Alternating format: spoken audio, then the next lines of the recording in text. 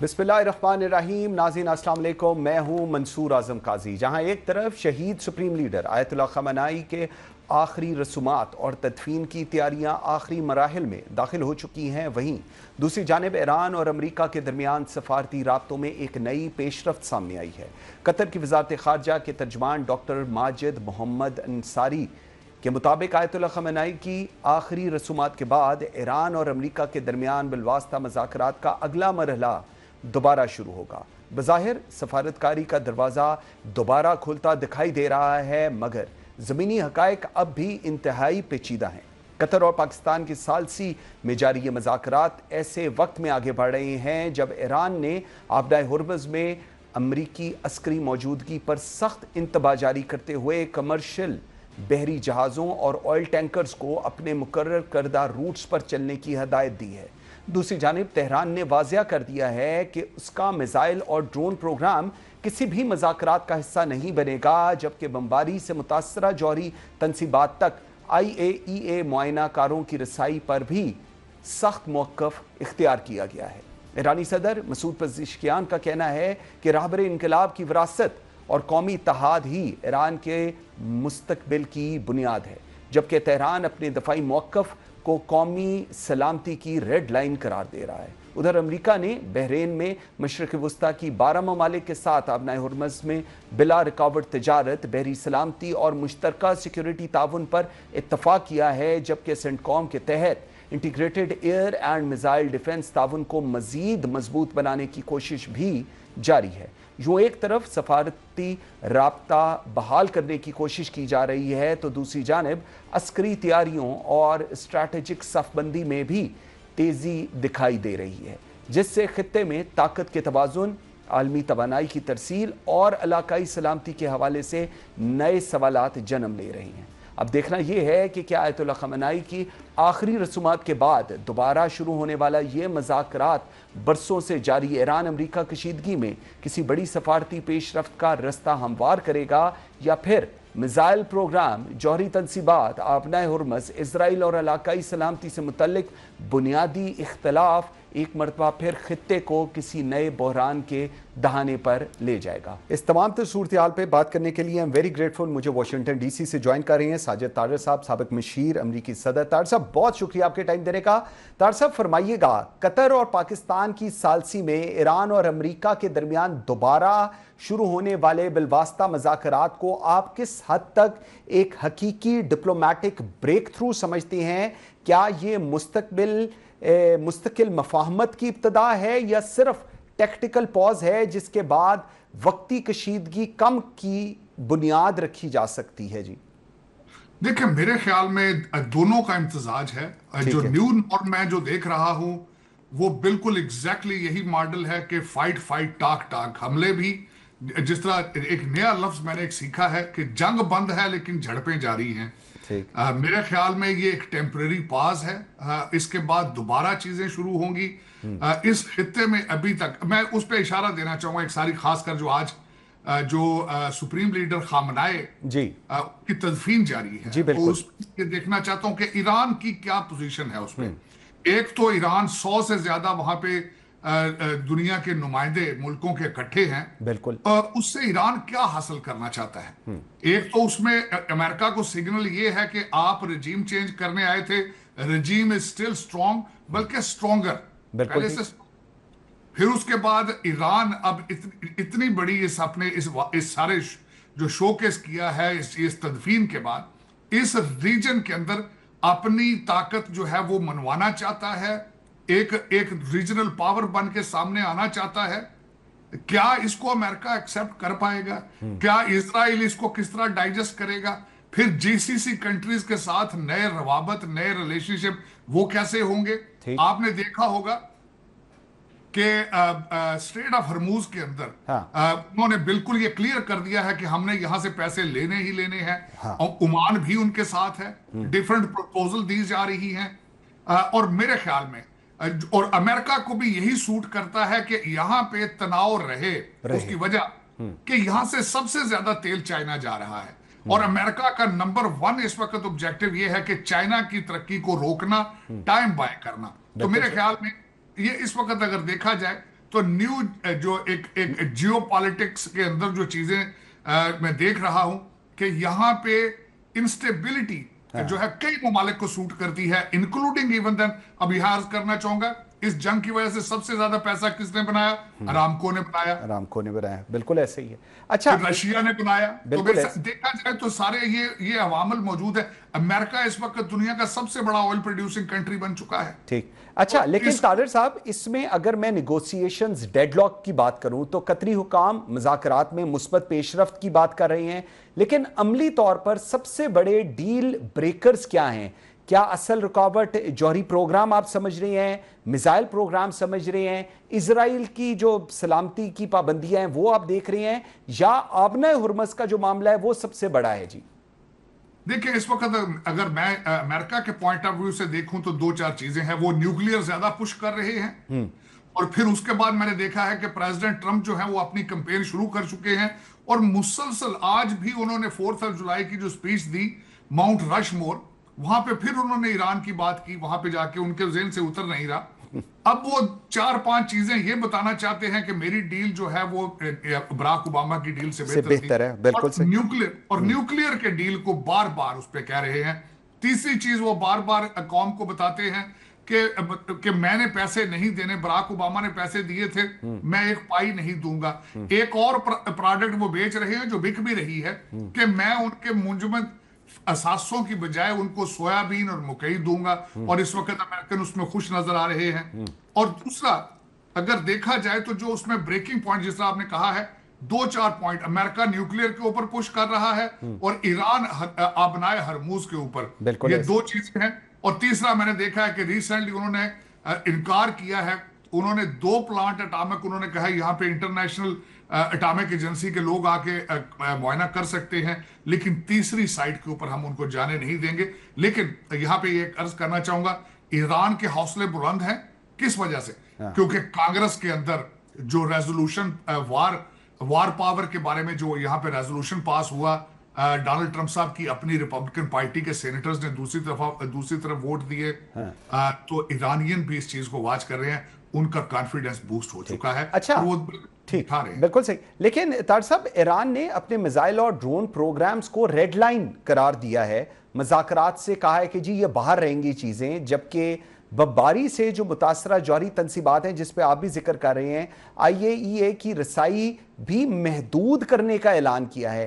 क्या इन शराइत के साथ किसी Jamia Iran US nuclear security deal के इम्कान बाकी रहता है, या आपको लगता है कि नहीं, यहां पर से सिचुएशन थोड़ी सी तातुल का भी शिकार हो सकती है? मेरे ख्याल में जो मैं इस वक्त पर्सनली ऑब्जर्व कर रहा हूं, एक तो अमेरिका ईरान के मिसाइल सिस्टम को डाइजेस्ट कर चुका है, हजम कर चुका है। प्रेसिडेंट ट्रंप साहब की स्टेटमेंट थी कि अगर कतर मिसाइल रख सकता है तो ईरान भी रख सकता है डिफेंस। वो तो रडार पे नहीं है, वो तो बल्कि कॉन्ट्रैक्ट का हिस्सा भी नहीं है, जो कि मैं समझता हूं ईरान के लिए बहुत बड़ी विक्ट्री है इस सारे सिलसिले में। अब उसके बाद देखा जाए तो अमेरिकन इस वक्त पुश तो कर रहे हैं न्यूक्लियर। मैं जो जाती तौर पे ऑब्जर्व करता हूं कि जो मेन फ्रेमवर्क है उसके ऊपर अंडरस्टैंडिंग हो चुकी है। ये जिस तरह प्रेसिडेंट ट्रंप हमारे वाइस प्रेसिडेंट ने कहा था कि ये माइनर ग्लिचेस हैं, हिकअप्स हैं, तो वो हिकअप्स आती रहेंगी, डायलॉग चलता रहेगा, चाहे वो दोहा में हो। और कतर की भी अंडरस्टैंडिंग, कतर की इन्वॉल्वमेंट फाइनेंशियल है वहां पे, क्योंकि ईरान के वहां पे पैसे मौजूद हैं। दूसरा, और मैं जो मिडल ईस्ट के हालात देख रहा हूं, ज्यादातर ममालिक, आपने देखा होगा रिसेंट अटैक्स में ईरान ने बिल्कुल UAE को बिल्कुल नहीं छेड़ा, सिर्फ कुवैत और बहरीन के ऊपर उनकी तवज्जो थी, क्योंकि मेरे ख्याल में दूसरे सारे GCC कंट्रीज के साथ ईरान की अंडरस्टैंडिंग हो चुकी है, सिवाय कुवैत और बहरीन के। और मेरे ख्याल में वो भी आने वाले दिनों में हो जाएगी, और उसमें ईरान इस खित्ते में एक नई पावर बन के उभरेगा। और लेकिन उसमें एक और चीज साथ ऐड करना चाहूंगा, दूसरी साइड पर पाकिस्तान की इंपॉर्टेंस मजीद बढ़ेगी, आपकी मिलिट्री डिप्लोमेसी इंक्रीज होगी, आपके नए डिफेंस एग्रीमेंट्स होंगे। और जो फाइनल इसमें मैं चीज जो मुझे इस चीज पे बहुत ज्यादा फख्र है कि हमारे पाक अफवाज जो हैं वो ना सिर्फ अमेरिकन असले से वाकिफ हैं, महारत है, बल्कि चाइनीज इक्विपमेंट के ऊपर भी उन्हें कमांड है। बिल्कुल ठीक। अच्छा, तो वो इस रीजन में ठीक। डॉक्टर साहब, अमेरिका की जानिब से सेंटकॉम के तहत जो एक integrated air and missile defence system اور خلیجی ممالک کے ساتھ بڑھتے ہوئے دفاعی تعاون کو کیا ایک غیر رسمی علاقائی دفاعی اتحاد سمجھا جائے یا ایران جو ہے وہ کنٹینمنٹ اسٹریٹجی کی طرف جا رہا ہے؟ اس کو آپ کیسے دیکھ رہے ہیں؟ دیکھیں اس وقت واشنگٹن ڈی سی کے اندر ایران کے لیے جو پلان دیکھا جا رہا ہے وہ یہ دیکھا جا رہا ہے کہ ایران کو مین سٹریم ٹریڈ کے اندر لے کے آیا جائے. دیکھیں امریکہ نے ہر پلان ٹرائی کیا ہے ایران کے ساتھ ٹکڑے کرنا, ایران میں رجیم چینج کرنا, کردوں کو لے کر آنا, پھر جی سی سی کنٹریز کو تاکہ ایک دوسرے کے ساتھ وہ لڑیں, یہ بھی اسٹریٹجی کرنے کی کوشش کی گئی. اب فائنل سٹیج پہ اس وقت واشنگٹن ڈی سی کیا سوچ رہا ہے؟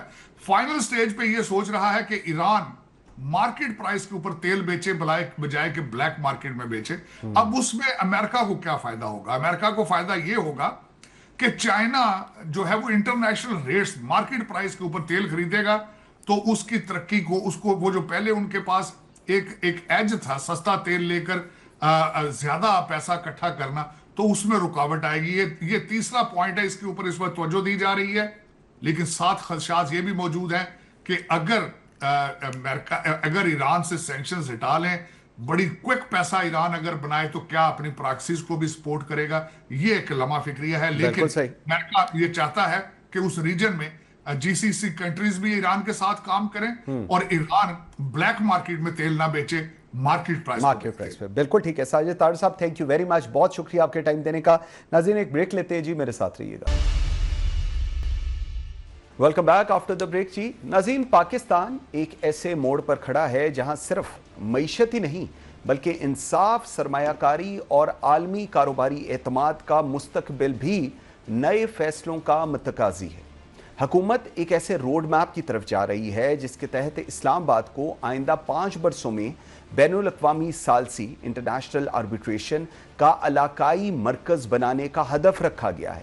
اس منصوبے میں آئینی ترمیم, Pakistan international arbitration centre PIAC, Pakistan international commercial courts PICC, عالمی معیار کے قوانین, بین الاقوامی اداروں سے شراکت داری اور غیر ملکی سرمایہ کاروں کو جدید تنازعاتی حل فراہم کرنے جیسے اقدامات شامل ہیں.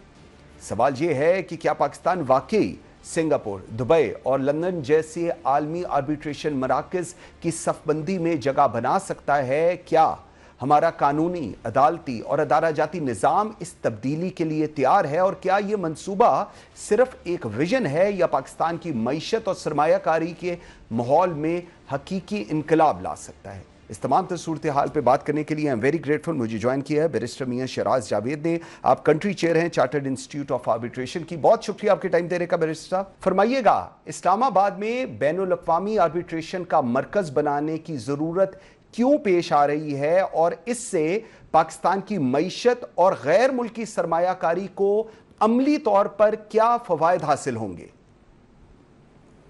جی بہت شکریہ منصور قائد صاحب. آئی تھنک جس ٹائم پہ یہ پروگرام کا سیگمنٹ آپ نے رکھا ہے, this is the most appropriate time when this discussion should have been kicked off, especially جس وقت ہم نے US اور ایران کے مابین جو رول پلے کیا ہے, تو آٹومیٹکلی ویورز کی انڈرسٹینڈنگ کے لیے جو رول پاکستان نے پلے کیا اس کو سیٹ بولتے ہیں, جس کے اندر ہم نے دو ممالک کے درمیان جو ثالثی کا کردار ادا کیا ہے. نارملی وہ کردار سیٹ پہ 2 کمرشل اینٹیٹیز کے درمیان ادا کیا جاتا ہے, and this set is directly proportional to the foreign direct investment. اگر ہم دیکھیں تو پاکستان میں جو ریزروز کرٹیکل منرل سے لے کے کاپر, گولڈ اور اس کے علاوہ بے تحاشا جو ہمارے پاس اللہ تعالیٰ کے خزانہ جات جو ہمارے پاس میسر ہیں, ہم کافی عرصے سے فارن ڈائریکٹ انویسٹمنٹ کے لیے ہر قسم کی تگ و دو کر چکے ہوئے ہیں. And if we look around تو جنرل پرویز مشرف صاحب کے دور میں ایک بہت زبردست قسم کی ایفرٹ کی گئی. ابھی SIFC ایک بہت زبردست ایفرٹ کر رہا ہے, but we need to understand کہ جو معاملات انٹرنیشنل دنیا کے اندر جس طریقہ کار کے ساتھ انویسٹر کو کانفیڈنس دیا جاتا ہے, وہی چیزیں ہمیں اپنے ملک کے اندر انکارپوریٹ کرنی پڑیں گی. اسپیشلی جس وقت آج ہم چائنا پاکستان اکنامک کوریڈور جو کہ ایک $100 بلین پلس کا منصوبہ آلموسٹ اپنے اختتام پذیر ہے اور ہم CPEC 2.0 کی طرف جا رہے ہیں, تو we are considered to be highly professional in construction disputes. ہمارے انجینئرس کا ایک پورا پول ہمارے پاس اویلیبل ہے. Chartered institute is considered to be the gold standard, جن کے فیلوز کو کنسیڈر کیا جاتا ہے کسی بھی ملک کی سیٹ کے اندر ایک رول پلے کرنے کے لیے. انشاءاللہ اس سال کے اینڈ تک ہم کو 100 کے قریب جو فیلوز ہیں وہ بھی ہمارے پول میں اویلیبل ہوں گے. And this is the right time when we have to, جب ہم انویلنگ پاکستان کی بات کر رہے ہیں تو ہمیں اسی ٹائم پہ پاکستان کو سیٹ بنانے کی بھی کاوش فوری طور پہ کرنی چاہیے. بالکل ٹھیک ہے. اس میں 2 چیزیں ذرا بتائیے گا تاکہ سمجھنے کے لیے ویورز کی آسانی ہو. روڈ میپ کی آپ جس میں بات کر رہے ہیں اس میں آئینی ترمیم بھی ہیں, نئے کمرشل کورٹس جن کو PICC کہا جاتا ہے, Pakistan international arbitration centre PIAC کے قیام کی بات کی جا رہی ہے. کیا موجودہ عدالتی نظام اس تبدیلی کو قبول کرنے اور مؤثر انداز میں چلانے کی صلاحیت رکھتا ہے, اور کیا وہ ایگریڈ آپ کو لگتا ہیں اس سارے پروسیس کے لیے؟ جی دیکھیں, نظام ہمارا جو مائنڈ ہے, Pakistani mind, that is considered to be one of the most fertile minds. مجھے اس میں کوئی شک نہیں ہے.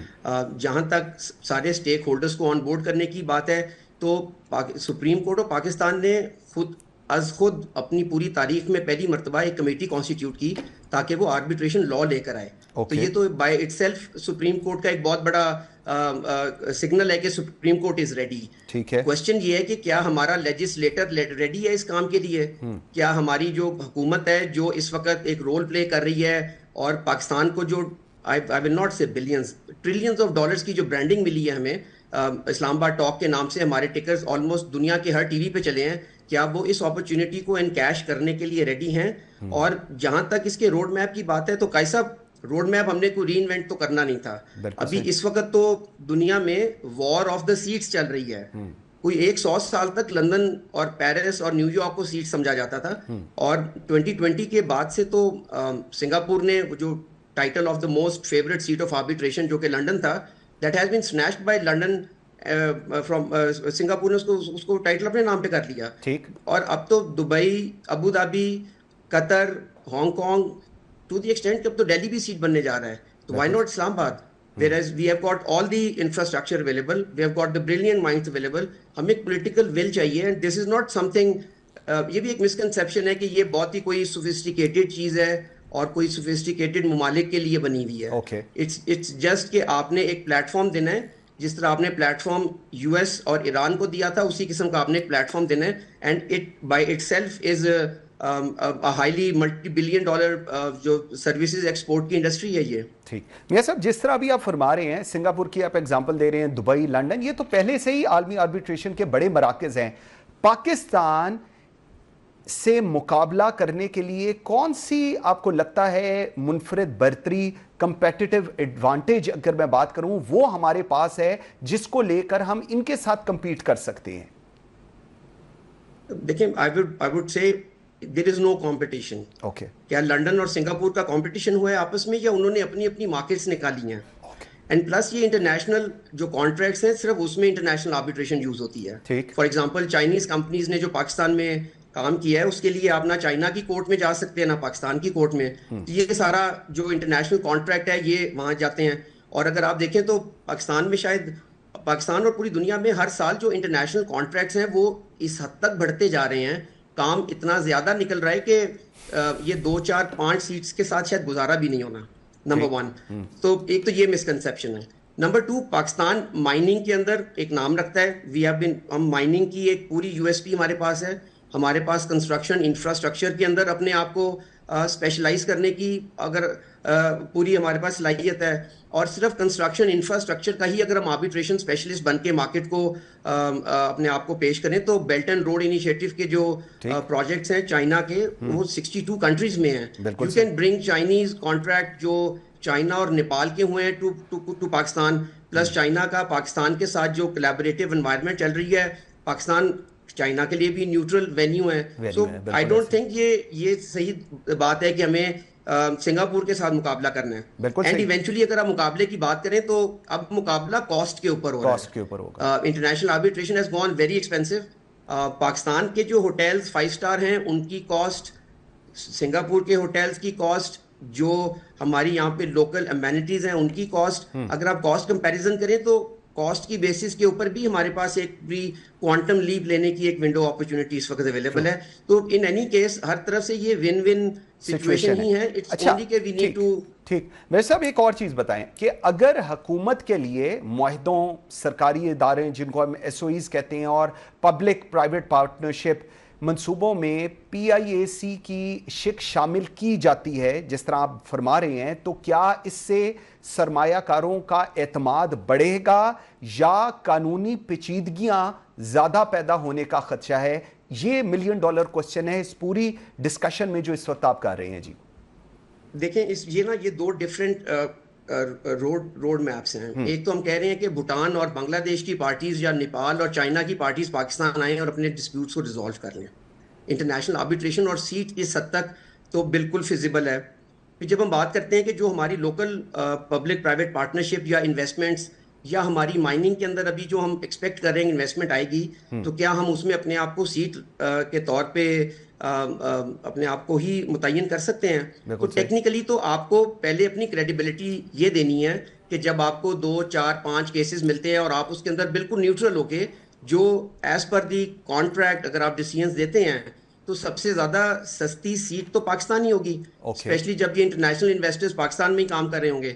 تو یہ تو ہماری اپنی دیکھیں کریڈیبلٹی بنانے کی بات ہے. If you can deliver the same amount of or the same type of decision جو کہ سنگاپور دے رہا ہے, تو وہی decision اسلام آباد دے رہا ہے, تو اسلام آباد تو بہت سستا ہے, اینڈ اسپیشلی آپ ہیں بھی یہاں پہ. تو یہ ایک پروسیس آف ایولیوشن ہے. آئی تھنک ہمیں پی پی پیز میں, ایس او ایز میں ٹو اسٹارٹ اپ ود یہ سارے کانٹریکٹس تو ہمارے پاس گھر میں ہی ہیں جن کے اندر ہم اپنی ماڈل آربیٹریشن کلوز دے کے تو اس سارے کام کو شروعات کر سکتے ہیں. بالکل ٹھیک. اس میں ایک اور چیز بھی فرمائیں, اس منصوبے کی کامیابی کے لیے صرف قانون سازی کافی ہے, عدالتی اصلاحات کی ریکوائرمنٹ, ادارہ جاتی خود مختاری, تربیت یافتہ ماہرین جس طرح آپ فرما رہے ہیں, اور سب سے امپورٹنٹ سیاسی تسلسل بھی امپورٹنٹ ہے, یہ سارا کچھ کس طرح ممکن ہوگا؟ How do you C this?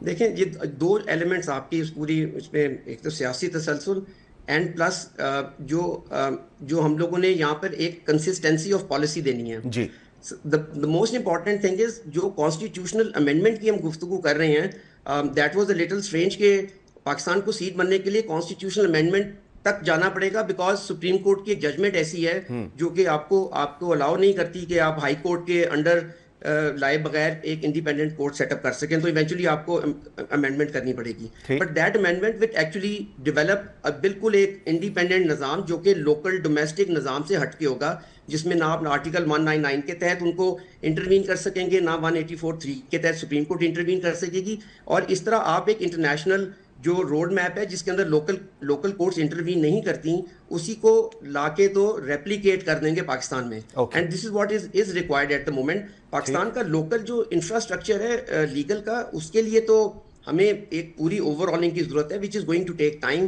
And جو انٹرنیشنل جو آربیٹریٹرز اور لائرز جب یہاں پہ آنا شروع ہو جائیں گے تو اس کا ایک ڈائریکٹ امپیکٹ آپ سمجھتے ہیں ہمارے سارے سسٹم کے بھی پڑے گا, اور ہمیں اپنے اسٹینڈرڈ بھی اپ گریڈ کرنے پڑیں گے. بالکل صحیح. اگر یہ 5 سالہ منصوبہ کامیاب ہو جاتا ہے, اللہ کرے کامیاب ہو جائے, تو کیا پاکستان خطے میں ایک نئی قانونی اور تجارتی طاقت بن سکتا ہے, یا اس کے راستے میں سب سے بڑی رکاوٹیں ابھی بھی گورننس ساکھ اور اس کا جو امپلیمنٹیشن ہے وہ رہے گی؟ دیکھیں ہماری سب سے بڑی رکاوٹ ہم خود ہیں اس میں.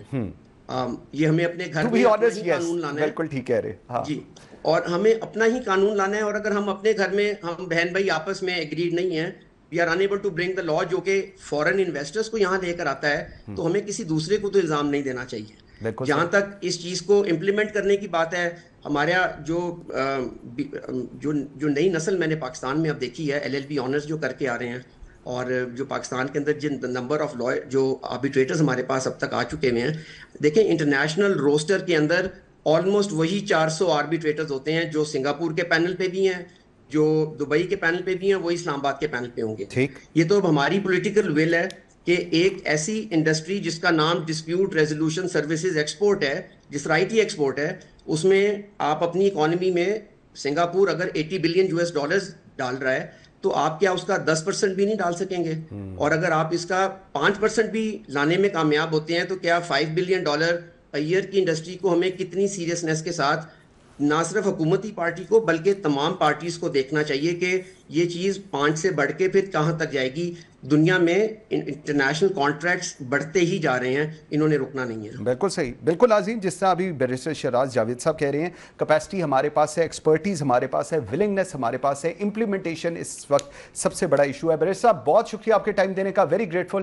ناظرین ایک بریک لیتے ہیں جی, میرے ساتھ رہیے گا.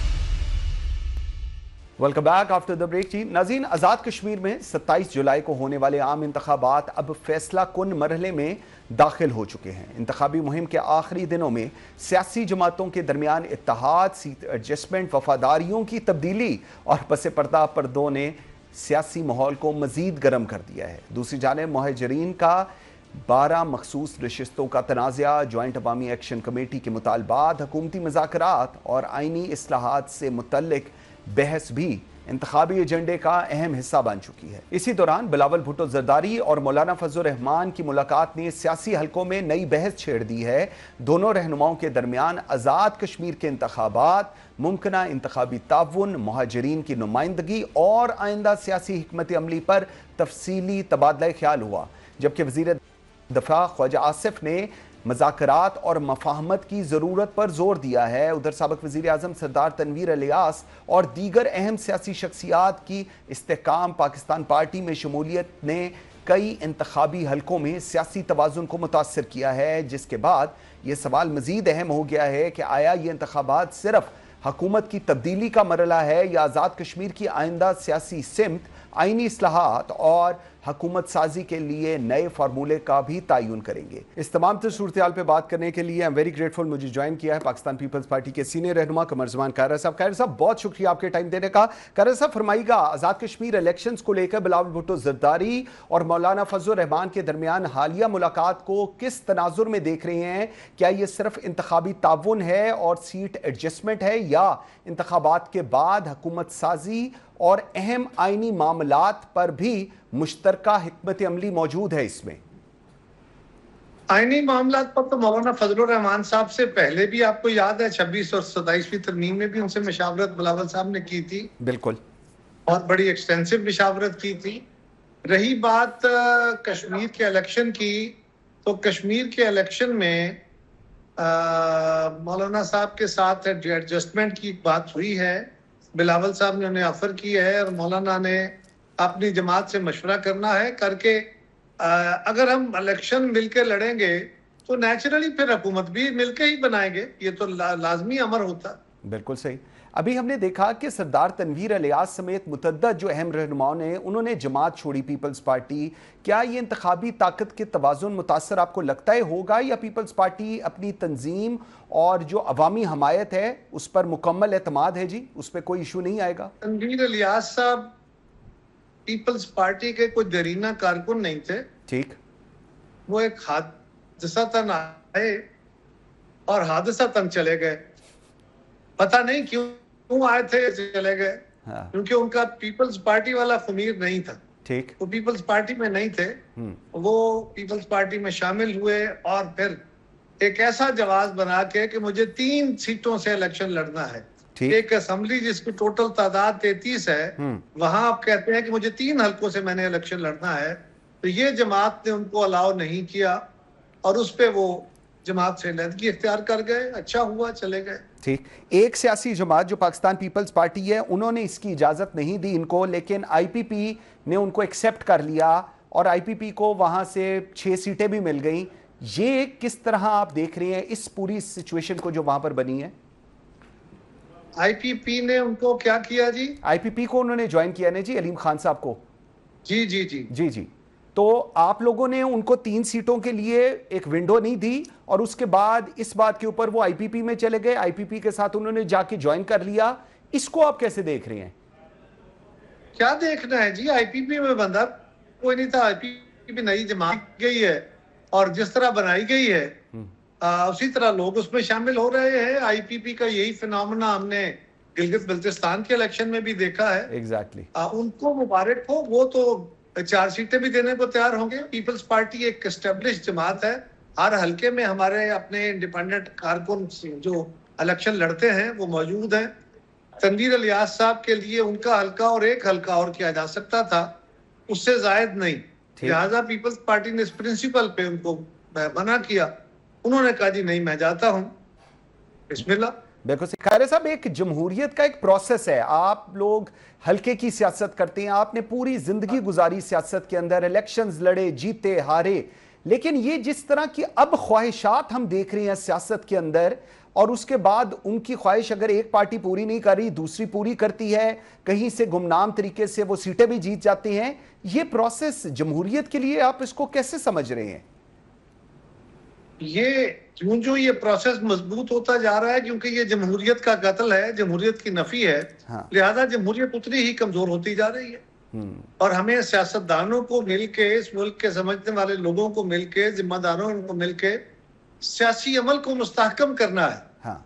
सियासी अमल अगर गैर मुस्तहकम हो गया, गैर मोतबर हो गया, जितना सियासी अमल गैर मोतबर और गैर मुस्तहकम होगा, उतना मुल्क गैर मुस्तहकम और गैर मोतबर होता है। बिल्कुल ठीक। आज़ाद कश्मीर के इलेक्शंस को लेकर मुहाजिरीन की वो जो 12 मखसूस नशिस्तें हैं, इस वक्त सबसे बड़ा आईनी तनाज़ा और सियासी तनाज़ा भी है। अगर पाकिस्तान पीपल्स पार्टी हुकूमत बनाती है तो इस मसले का मुस्तकिल और काबिल अमल हल क्या होगा? इस मसले का हल हम तो निकालने को तैयार थे, कमेटी वालों ने हमें मौका ही नहीं दिया। हाँ। और ये बात भी तयशुदा है कि मकबूजा कश्मीर के वो महाजरीन जो एक्चुअली कश्मीर अपने घर छोड़ के तकालीफ झेल के पाकिस्तान आए, उनको फ्रेंचाइज के हक से महरूम नहीं किया जा सकता। और सिर्फ उनकी सीटों का इशू नहीं है, मुतालबा ये भी था कि मकबूजा कश्मीर के महाजरीन के बच्चों को स्टेट सब्जेक्ट के तौर पे कश्मीर की सीटों में या कश्मीर के मेडिकल कॉलेजेस, इंजीनियरिंग यूनिवर्सिटी या यूनिवर्सिटियों में जो दाखिला मिलता है वो भी खत्म किया जाए, उनको जो नौकरियों में वो भी खत्म किया। सो ये बड़ा टेढ़ा सा सवाल है, हमारे दोस्त समझ नहीं पा रहे इस वक्त मीडिया में जो डिबेट कर रहे हैं कि ये सारा कुछ करने के अगले माने क्या है। माने क्या है? बहरहाल हम तो पहले भी कोशिश कर रहे थे कि डायलॉग के जरिए एक मुनसिफाना बेहतर हल निकले, जिससे मुकदम कश्मीर बताना हो, कश्मीर क्लीन के दिल आजुर्दा ना हो, और ये जो स्टेक वेव है इनका मुतालबा भी पूरा हो जाए। इन्होंने अपनी जिद की वजह से वो मुतालबा आगे नहीं बढ़ने दिया। पीपल्स पार्टी की हुकूमत आई तो सारे स्टेक होल्डर्स से, आजाद कश्मीर की सारी जमातों से मुशावरत के बाद इस पर फैसला करेंगे। बिल्कुल। इलेक्शन कमीशन ने शफाफ इंतखाबात के लिए फौज और रेंजर्स तैनात करने का ऐलान किया है। क्या ये जो मौजूदा इंतखाबी अमल है इस पर पाकिस्तान पीपल्स पार्टी मुकम्मल एतमाद रखते हैं? अगर किसी जमात ने नताइज पर एतराज़ किया तो फिर क्या मौक़िफ़ या क्या सूरत हाल आप बनते देखेंगे? इख्तियार की बात तो तब होगी जब ये इलेक्शन होगा कि ये कैसा हुआ, फिर इस पे सब सकेगा ना। अभी इसका बुनियाद पड़ी नहीं और मैं इस पे एतराज उठा दूं, ये तो कोई मुनासिब नहीं होगा। देखेंगे अगर इलेक्शन जो है वो निस्बतन बेहतर हुआ, क्योंकि निस्बतन ही बेहतर होते हैं। हाँ, एब्सोल्यूट शफाफ इलेक्शन पाकिस्तान में मुमकिन नहीं है। वो गिलगित बल्तिस्तान हो, वो कश्मीर पाकिस्तान हो, हर इलेक्शन के ऊपर सवाल रहे हैं, लेकिन निस्बतन बेहतर इलेक्ट्राना वक्त की जरूरत भी है, जमहूरी जरूरत भी है। लेकिन ये फैसला तभी हो सकेगा कि इलेक्शन कैसे थे, इलेक्शन कमीशन कंट्रोल किया। और ये भी याद रखिए, इलेक्शन कमीशन इटसेल्फ कुछ नहीं कर सकता। इलेक्शन कमीशन के पास तो अमला नहीं है ना, उसके पास तो फोर्स नहीं है। वो मुख्तलिफ इदारों का ममनून एहसान होता है, वो जुडिशरी से आरओज ले, प्रिजाइडिंग अफसर लेगा, इसी तरह एग्जेक्टिव से, एजुकेशन या दीगर महकमों से प्रिजाइडिंग अफसरों का तकर्री की जाएगी, अमला उनसे लिया जाएगा और फिर जाके का इनेकाद होगा। उसमें भी लॉ एंड ऑर्डर की सूरत हाल कंट्रोल करने में पुलिस और दीगर लॉ एनफोर्समेंट एजेंसीज हो। तो इलेक्शन कमीशन की कोशिश और बाकी इदारों का तावन, ये इलेक्शन की शफाफियत का ज़ामिन होता है। पाकिस्तान में अभी तक कोई आइडियल सूरत हाल कभी भी पैदा नहीं हुई। कमर ज़मान कायरा साहब, थैंक यू वेरी मच, बहुत शुक्रिया आपके टाइम देने का। नाज़रीन, मेरे साथ इस वक्त मौजूद हैं इंजीनियर ज़ियाउर रहमान साहब, JUIFA के सीनियर रहनुमा हैं। ज़िया साहब, बहुत शुक्रिया आपके टाइम देने का। फरमाइएगा, जिस तरह अभी कमर ज़मान कायरा साहब भी एक इशू को लेकर कह रहे हैं कि हमने बड़ी कोशिश की लेकिन वो एड्रेस नहीं हुआ, जो कि मुहाजिरीन की 12 मखसूस नशिस्तों के मामले पर असल रुकावट है। کیا مسئلہ ہے؟ کیا سیاسی عدم اتفاق ہے؟ حکومتی معاہدوں پر عمل درآمد نہیں ہو رہا، یا جو کمیٹی ہے وہ ماننے کو تیار نہیں؟ کیا مسئلہ کیا ہے اصل میں جو اے جے کے میں چل رہا ہے اس وقت؟ بہت شکریہ منصور بھائی. دیکھیں، کشمیر کے مسئلے کو جس انداز سے ڈیل کرنے کی کوشش ہو رہی ہے، میں اس انداز کو ہی سنجیدہ نہیں سمجھتا. دیکھیں، کشمیر کے لوگوں کا اس وقت جو ایک سٹیٹس ہے، جو کشمیر کا سٹیٹس ہے، وہ پورے پاکستان میں کہیں کسی بھی ایریا کے ساتھ آپ اس کو جو ہے اس میں کمپیریزن میں نہیں ڈال سکتے ہیں. اس کو کمپیئر نہیں کر سکتے آپ. نہ آپ اس کو بلوچستان کی صورتحال پہ معمول کر سکتے ہیں، نہ آپ اس کو کے پی کی صورتحال پہ معمول کر سکتے ہیں. کشمیر بڑا حساس مسئلہ ہے. ہم نے 78 سال پوری دنیا میں ایک جنگ لڑی ہے ہندوستان کے خلاف. کشمیر کے 70 سال بعد جس پوزیشن پہ انڈیا کھڑا تھا، آج اس پوزیشن پہ ہم پاکستان کو لے کر چلے گئے ہیں. بہت ہی چھوٹے ایشوز کے حوالے سے میں نہیں سمجھتا کہ 12 نشستوں کا مسئلہ ایسا مسئلہ ہے کہ جس پر کوئی بھی سٹیک ہولڈر جو ہے وہ اتنے بڑے حساس موضوع کو اس کا یرغمال بنا لے. اب 12 نشستیں ہیں کہ یہ آج سے نہیں ہیں، یہ کب سے ہیں اور یہ چلی آ رہی ہے. لوگ کہتے ہیں اس پر جو ہے کشمیر کے لوگوں کا ایک رائے ہے کہ یہ 12 نشستیں جو ہے یرغمال بنا لیتی ہیں پورے کشمیر کے نتائج کو، تو ان کو بھی سنا جانا چاہیے. لیکن آپ یہ بھی نہیں کر سکتے کہ آپ مہاجرین کو یکسر نظر انداز کر لیں. تو ہم کیوں سیاسی لوگ کیا اتنے جامد ہو گئے ہیں کہ وہ اس ایشو کو کہ ایک طرف کشمیری لوگوں کا یہ مطالبہ ہو، یہ رائے ہو کہ جی ہمارے کشمیر کے نتائج کو جو ہے وہ یرغمال نہیں بنانا چاہیے ان 12 نشستوں کا، اور مہاجرین کا حق جو ہے وہ بھی نہ مارا جائے. کیا ہم سیاسی لوگ یا جو کمیٹی ہے یا ہماری ریاست ہے یا ہماری حکومت ہے اتنی جامد ہو گئی ہے کہ ہم اس مسئلے کو حل نہیں کر سکتے؟ بالکل صحیح. مولانا فضل الرحمان کی ثالثی کو حکومت کی جانب سے بڑا مثبت قرار دیا جا رہا ہے. کیا آپ سمجھتے ہیں کہ مذاکرات نتیجہ خیز ثابت ہوں گے، یا آپ کو لگتا ہے کہ یہ ایک وقتی سیاسی دباؤ کم کرنے کی کوشش ہے جس کے اندر مولانا فضل الرحمان کو لایا گیا ہے، اور اوبویسلی جب بھی کوئی مشکل میں حکومت ہوتی ہے مولانا صاحب کو ہی آگے کیا جاتا ہے کہ آپ اس چیز کو سیٹل ڈاؤن کریں؟ منصور بھائی، پہلے تو میں اس بات کی تصحیح کر لوں کہ مولانا فضل الرحمان صاحب اگر اس ثالثی میں آئے ہیں تو وہ حکومت کی طرف سے نہیں آئے. ان کو ثالثی کے لیے باقاعدہ جو لیٹر لکھا گیا تھا وہ کمیٹی کی طرف سے لکھا گیا تھا، اور وہ اس میں انہوں نے مولانا فضل الرحمان صاحب کو بطور ثالث قبول کرنے کے لیے لیٹر لکھا کہ جی آپ کی ثالثی ہمیں قبول ہے. تو پھر اس پر مولانا صاحب نے باقاعدہ پارلیمنٹ میں خطاب کیا، پارلیمنٹ میں حکومت کے سامنے یہ مدعا رکھا کہ جی ان کی طرف سے مجھے ایک ثالث کے طور پر ایک لیٹر لکھا گیا ہے. پھر رانا ثناء اللہ صاحب نے اس کا جواب دیا، مثبت جواب تھا. لیکن اس وقت تک بھی جب میں آپ سے بات کر رہا ہوں کوئی کانکریٹ حکومت کی طرف سے کوئی چیز سامنے نہیں آئی کہ جس کی بنیاد پر پھر وہ مذاکرات آگے بڑھتے چلے جائیں اور یہ مذاکرات جو ہے اس قضیے کی حل کی طرف چلے جائیں. تو میں شاید اگر غلط نہ کہوں تو میرے حساب سے حکومت کے پاس بھی بڑا محدود اختیار ہے اس حوالے سے کہ وہ کوئی فیصلہ کر سکے. بالکل صحیح. پیپلز پارٹی کے ساتھ جو اس وقت روابط ہیں وہ بڑھ رہے ہیں، اور آپ اس کو کس زاویے سے دیکھ رہے ہیں؟ کیا یہ صرف انتخابی ضرورت آپ سمجھ رہے ہیں، یا حکومت سازی ہے، یا ان اصلاحات پر کوئی مشترکہ فہم موجود ہے اس پیپلز پارٹی کے ساتھ جو ہے اس وقت مذاکرات ہو رہے ہیں اس کو لے کر؟ منصور بھائی، پیپلز پارٹی کے ساتھ ہمارا تعلق کوئی آج کا نہیں ہے، زمانوں کا ہمارا ایک دوسرے کے ساتھ تعلق ہے. اور جمعیت علماء اسلام وہ واحد سیاسی جماعت ہے کہ جنہوں نے کبھی بھی اپنے مخالفین کے ساتھ بیٹھنے کو یا ان کے لیے اپنے دروازے بند نہیں کیے، ہمیشہ اپنے دروازے کھلے رکھے ہیں. سیاسی لوگوں کے ساتھ سیاسی ماحول میں سیاسی باتوں کے لیے مذاکرات، بات چیت، یہ جمعیت علماء اسلام کا خاصہ ہے. اور کشمیر کا قضیہ ہو، کشمیر کے الیکشنز ہوں، اس کے علاوہ پاکستان کے جو ہے امن و امان کے جو مسائل ہیں، چاہے وہ کے پی ہے چاہے وہ بلوچستان ہے، ہم اس میں ہر سیاسی جماعت کے ساتھ ہمیشہ بیٹھے بھی ہیں، بیٹھنا بھی چاہتے ہیں، ان کو سیاسی انداز میں حل بھی کرنا چاہتے ہیں.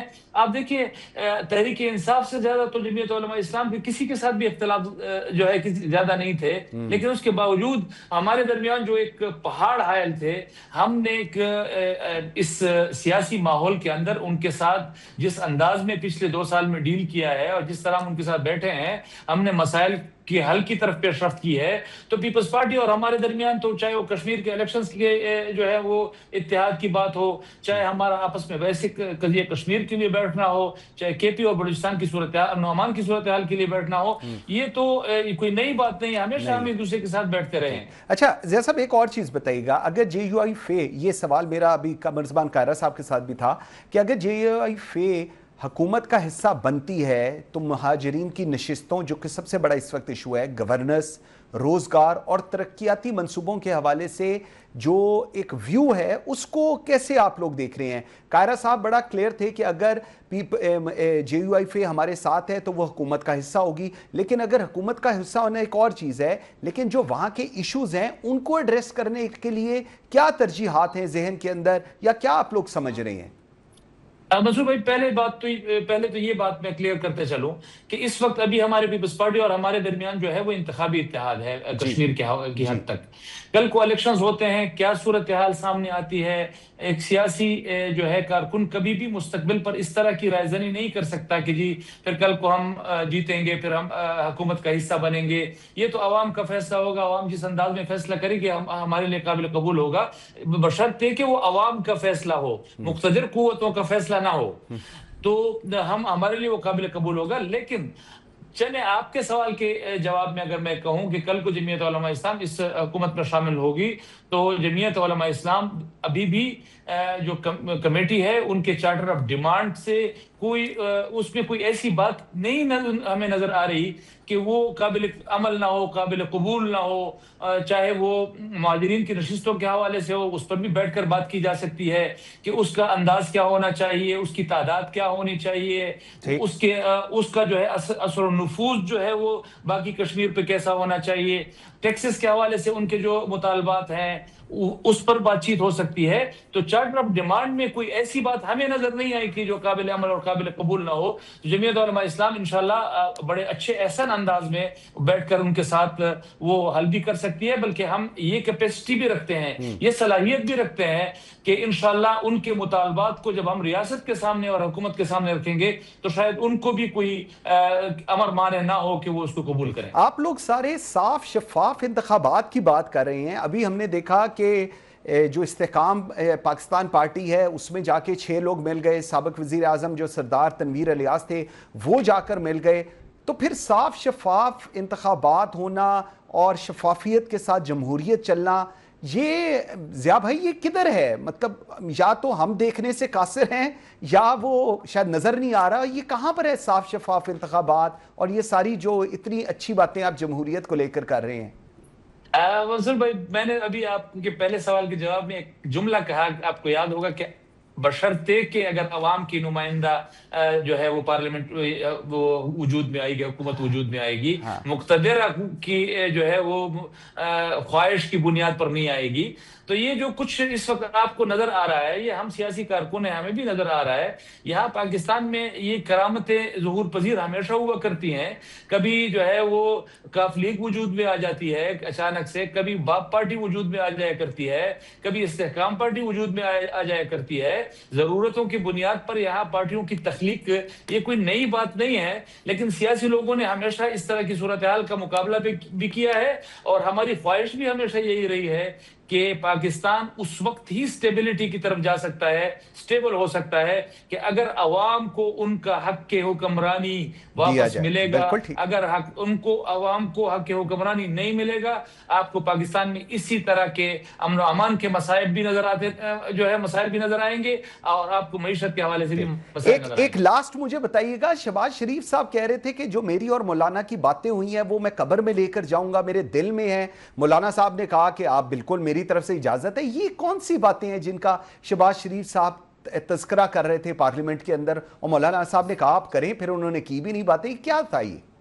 دیکھیں منصور بھائی میرے لیے بڑے محترم ہیں میاں شہباز شریف صاحب، میرے بڑے ہیں، پاکستان کے وزیر اعظم ہیں، ان کو دیکھیں سیاسی لوگوں کے درمیان میں بہت ساری باتیں ہوتی رہتی ہیں اور کوئی چیزیں جو ہے ایک فریق آن ریکارڈ رکھتا ہے, دوسرا فریق آف دا ریکارڈ رکھنا چاہتا ہے, کوئی دوسرا فریق, لیکن کبھی بھی کسی سیاسی لوگوں کے درمیان کوئی ایسی باتیں نہیں ہوا کرتی کہ جو عوام کے سامنے نہ آئے. یہی وجہ ہے کہ جب شہباز شریف صاحب نے مولانا صاحب کے حوالے سے یہ شک پیدا کرنے کی کوشش کی تو مولانا صاحب نے فلور آف دا ہاؤس ان کو کہا کہ آپ کے اور میرے درمیان کوئی بھی بات ہوئی ہے تو آپ اس کو فلور آف دا ہاؤس جو ہے ان عوام کے نمائندوں کے سامنے لانے کے لیے جو ہے میں آپ کو اجازت دیتا ہوں. تو ایک سیاسی کارکن اور سیاسی قائد جو ہے اسی انداز میں ہی اتنا واضح اور وہ ہو سکتا ہے اپنے قول اور فعل میں اتنا واضح ہو سکتا ہے کہ جس طرح انہوں نے فلور آف دا ہاؤس وزیر اعظم کو کہہ دیا کہ جی اگر کوئی بات ہوئی ہے تو آپ سامنے لا سکتے ہیں. اصولی طور پر میں سمجھتا ہوں ایک کارکن, سیاسی کارکن کی حیثیت سے کہ میاں شہباز شریف صاحب کو اس طرح کا شک پھیلانے کی ضرورت نہیں تھی, لیکن مولانا فضل الرحمان صاحب نے جس طرح بر وقت ان کو جواب دیا اور ان کو اجازت دی کہ آپ لوگوں کے سامنے لا سکتے ہیں, پارلیمنٹ کے سامنے لا سکتے ہیں, یہی ایک دور اندیش قیادت ہوا کرتی ہے اور اسی کی پاکستان کو ضرورت ہے. بالکل ٹھیک ہے. انجینئر ضیاء الرحمان صاحب, تھینک یو ویری مچ, بہت شکریہ آپ کے ٹائم دینے کا. آپ کا بہت شکریہ منصور بھائی, بہت شکریہ. ناظرین, پاکستان کے مالیاتی اور آئینی ڈھانچے سے متعلق ایک ایسی رپورٹ سامنے آئی ہے جس نے ملک میں ایک نئی آئینی بحث چھیڑ دی ہے. عالمی بینک نے NFC ایوارڈ کے تحت وفاق اور صوبوں کے درمیان وسائل کی تقسیم کے موجودہ فارمولے پر نظر ثانی کی سفارش کر دی ہے. یہ سفارش اس ایسے وقت میں سامنے آئی ہے جب وفاق پہلے ہی مالی دباؤ, بڑھتے ہوئے قرضوں, بجٹ خسارے اور محدود مالی گنجائش جیسے سنگین چیلنجز کا سامنا کر رہا ہے. عالمی بینک کی رپورٹ کے مطابق 7ویں NFC ایوارڈ اور 18ویں آئینی ترمیم کے بعد صوبوں کو تو زیادہ مالی وسائل منتقل کیے گئے, لیکن ان وسائل کے بدلے عوام کو صحت, تعلیم, صاف پانی, ماحولیات اور بنیادی سہولتوں میں وہ بہتری نہیں مل سکی جس کی توقع کی جا رہی تھی. رپورٹ میں یہ بھی کہا گیا ہے کہ صوبوں کو وفاق محاصل کا 57.5% حصہ ملنے کے باوجود ان کے اخراجات کا تقریباً 80% تنخواہوں, پینشن اور دیگر انتظامی امور پر خرچ ہو رہا ہے, جبکہ ترقیاتی منصوبے اور عوامی فلاح کے شعبے مسلسل نظر انداز ہو رہے ہیں. رپورٹ میں یہ بھی انکشاف کیا گیا ہے کہ صوبائی محاصل میں خاطر خواہ اضافہ نہ ہو سکا, زرعی آمدن پر مؤثر ٹیکس نافذ نہ ہونے سے محصولات متاثر ہوئے, جبکہ بلدیاتی حکومتوں کا مالی کردار بھی مسلسل کمزور ہوتا گیا. عالمی بینک نے سفارش کی ہے کہ مستقبل میں وسائل کی تقسیم صرف آبادی کی بنیاد پر نہیں بلکہ کارکردگی, ٹیکس وصولی, عوامی خدمت اور ترقیاتی نتائج کو بھی بنیاد بنا کر کیا جائے تاکہ بہتر کارکردگی دکھانے والے صوبوں کی حوصلہ افزائی کی جا سکے.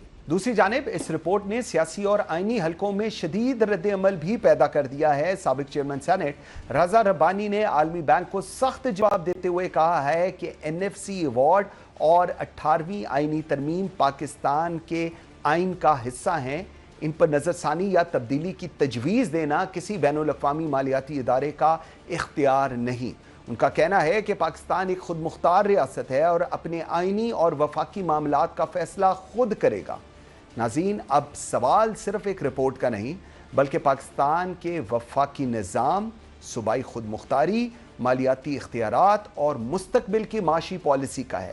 کیا واقعی NFC ایوارڈ میں تبدیلی کی راہ ہموار کی جا رہی ہے؟ کیا وفاق اور صوبوں کے درمیان وسائل کی تقسیم کا پورا نظام اثر نو تشکیل دیا جا رہا ہے؟ کیا یہ سفارشات معاشی اصلاحات ہیں یا آئینی اختیارات پر ایک نئی بحث کا آغاز؟ اور اگر اس سمت میں پیش رفت ہوتی ہے تو اس کے اثرات ملک کی سیاست, معیشت, صوبائی خود مختاری اور عام شہری کی زندگی تک کیسے پہنچیں گے؟ اس کے ساتھ ہی مجھے منصور اعظم قاضی کو دیجیے اجازت. اللہ حافظ.